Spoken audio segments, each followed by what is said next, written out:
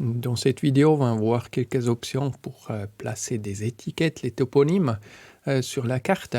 Donc là, j'ai une carte des communes autour de Lausanne et des quartiers de Lausanne. Donc on va essayer de donner quelques noms à ces entités qu'on ne connaît pas forcément autrement. QGIS a des options qui sont cachées dans les propriétés de la couche. Donc on peut aller dans la propriété. Et puis, il y a un onglet qui s'appelle étiquette, qu'on peut choisir ici, pas d'étiquette, c'est par défaut. On peut faire des étiquettes simples. Là, il y a d'autres options. On va rester avec des étiquettes simples pour montrer 2-3 choses. La valeur, ça c'est en fait l'attribut qui contient la chose à afficher, hein, le nom, tout simplement. Et puis, beaucoup d'options en dessous. Le texte, le formatage de texte, on peut le choisir. Il y a des options sur type de casse, etc. Il y a pas mal de choses. On va en regarder quelques-unes de ces options un tout petit peu après. Donc maintenant, si on clique sur OK, chez moi, c'est juste caché en dessous, là, en bas à droite, à cause de l'écran qui est trop petit. Avec Entrée, ça va aussi. Donc en fait, ça affiche beaucoup de choses. En fait, il essaye de donner un nom à chacun des polygones en fonction du nom de la commune, ou bien là, par exemple, le centre-ville, c'est le quartier de centre-ville de Lausanne. Et puis, si on fait des zooms, en fait, il va essayer de placer les choses qui ont de la place, et puis le reste, il enlève ce qui n'est pas... pour ce qu'il n'y a pas de place. Donc, en fait, il essaye d'afficher le maximum de choses. Ce n'est pas forcément une très bonne chose d'avoir toujours tout affiché. Surtout, il faudrait plutôt nommer les choses plus importantes. Ce serait important de savoir, par exemple, que ça, c'est la ville de Lausanne. Morges est certainement plus important aussi que d'autres communes qui sont bien plus petites. Pour certaines, on pourrait certainement abréger aussi les choses. Saint-Saphorin, ST-Saphorin, ça serait totalement suffisant. Donc, il y a pas mal de matière à faire les choses un peu plus intelligemment. Et puis, en fait, très vite, on va tomber sur le fait qu'on doit annoter les choses un peu manuellement, qu'on doit faire certaines sélections manuelles. On va regarder après comment on peut faire ça. Tout d'abord, je vais aller un tout petit peu regarder les propriétés là, de ces étiquettes. Tout d'abord, choix de la police d'écriture, libération sens, c'est certainement un choix tout à fait raisonnable. Tous ces polices de caractère qui sont assez simples sont des choix qui sont bons. Libération sens, Lato, ça va bien aussi. Il y a des Helvetica, il y a l'Arial que je n'ai pas installé sur cet ordinateur. Il y en a d'autres qui sont la Frutiger, qui est une police très très chouette pour ça.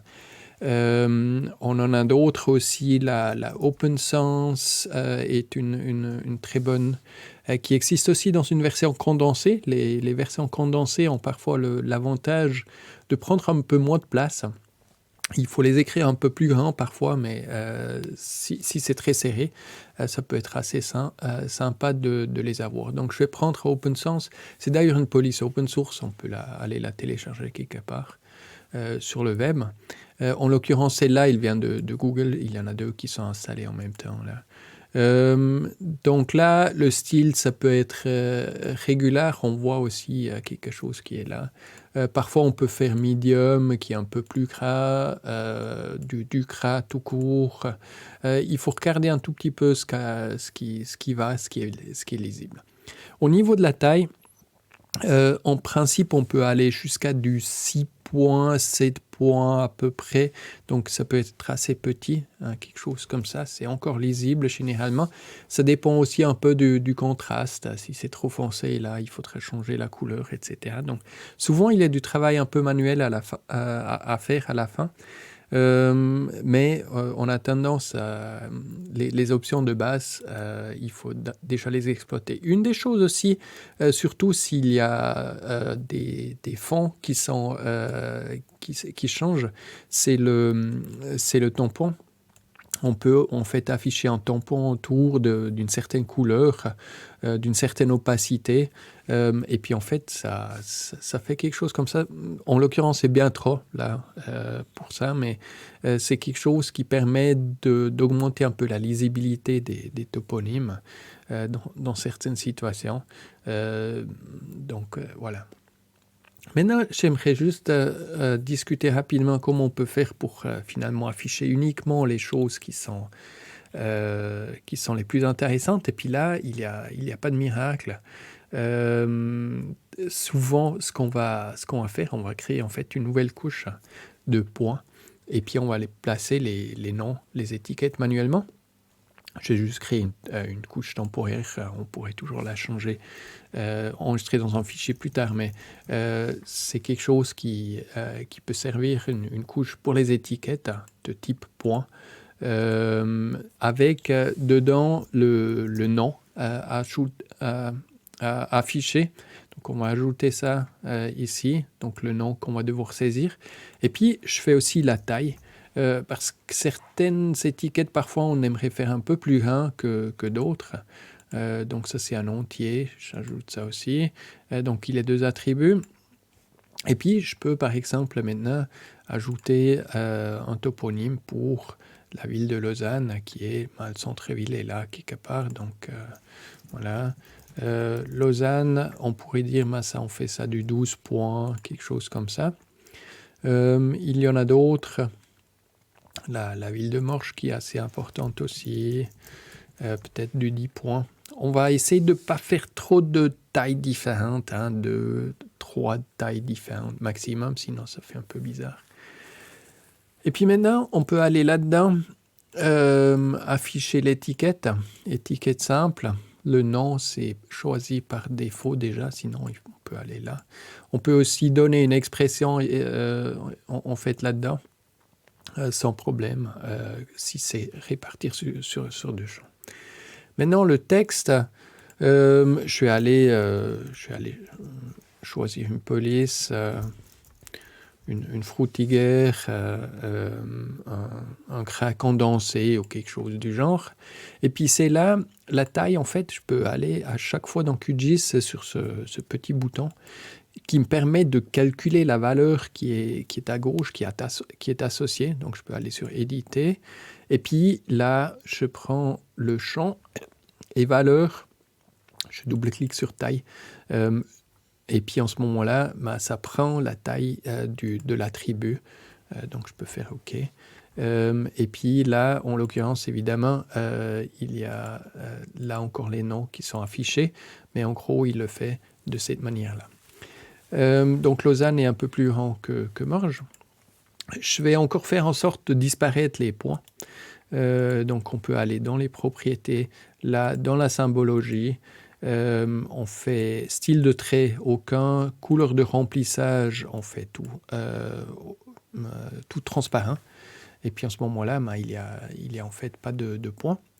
Je vais aussi aller là-dedans dans les étiquettes.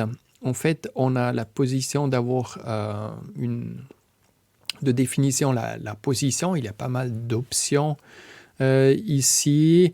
Ce qu'on va choisir ici, c'est on va le placer point au milieu du point. Donc, décalé par rapport au point, on va le placer par-dessus. Donc, en fait, il y a des options qu'on peut définir là. Il y en a pas mal. Si on veut placer le nom tout simplement dessus, c'est cette option-là, c'est relativement simple. Et puis en fait, c'est dessus comme ça. Évidemment, maintenant, si j'affiche d'autres, suivant comment, ça va disparaître parce qu'il y a trop d'étiquettes. Mais je vais encore pouvoir aller prendre quelques autres étiquettes, là, tout simplement, prendre un point là, montreux, c'est quelque part ici. 10 points, par exemple. VV, c'est aussi quelque chose d'assez connu. Donc on peut le faire un tout petit peu de cette façon-là. Et puis on regarde en même temps, c'est par où qu'il y a encore la place à noter des choses. Et puis, ma foi, il faut faire des allers-retours un tout petit peu. Par exemple, bière ici, cliquez. Bière, on fait ça peut-être du 8 points du coup, parce que c'est un peu moins important. Ainsi de suite, donc on place en fait les noms très souvent manuellement. Donc on peut les cacher maintenant et puis ça s'affiche un peu de cette manière-là. Il y a d'autres options de cacher par exemple des étiquettes à certaines échelles. Après, si on a une carte qui veut tout montrer, on peut aussi contrôler un peu en fonction de la carte qu'on souhaite faire. Mais disons, les étiquettes, c'est souvent quelque chose de relativement compliqué parce qu'on aimerait quand même annoter pas mal de choses pour pouvoir se retrouver sur la carte. Mais ça surcharge très vite un peu la carte. Donc c'est un peu quelque chose à chercher. Évidemment aussi les autres régions, là on pourrait tout à fait les nommer, ce serait une bonne chose. On peut aussi les nommer avec de la couleur, c'est-à-dire, je fais un exemple ici avec des régions de mobilité spatiale, c'est un truc un peu bizarre, mais c'est pas très grave. Donc là, si je l'active, comme ça il y a style Croix de Veau qui vient. J'aurais pas dû prendre ceux-là de Lausanne, ils sont cachés déjà. Mais ceux-là, on les voit bien. Ici, par exemple, souvent c'est trop important, ils doivent être assez grands parce qu'ils sont quand même plus grands que style la ville de Lausanne ici, etc. Donc ce qu'on fait souvent, on les annote en assez grand mais assez clair, donc en temps de cri. On peut les faire en gras, même un peu plus grand, quelque chose comme ça, on le voit ici. Et puis finalement, c'est annoté, mais de manière très discret. Donc là, en l'occurrence, c'est encore trop important, bien trop important.